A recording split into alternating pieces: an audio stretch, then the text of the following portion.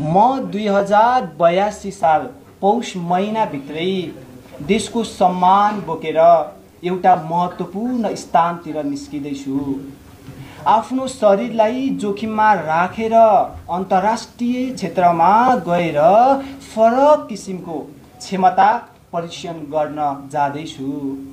त्यहाँ पुगेको केही हप्ताभित्रै विदेशी शक्तिलाई पराजित गर्दै नेपालको नाम विश्वभर उज्यालो पारेर फर्कनेछु।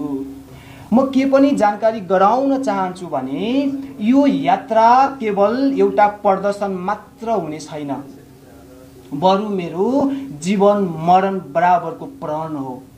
यदि सफल भए भने देशले गौरव गर्नेछ।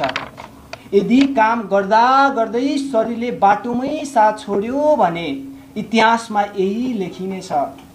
विजय साईले देशको नाम विश्वभर चिनाउने यात्रामा शरीर त्यागेर गए। आलोचक र समर्थक दुवैलाई धन्यवाद। तपाईहरूको प्रश्न, शङ्का, विवाद यी सबैले मलाई अझ मेहनत गर्न प्रेरित गरेको छ।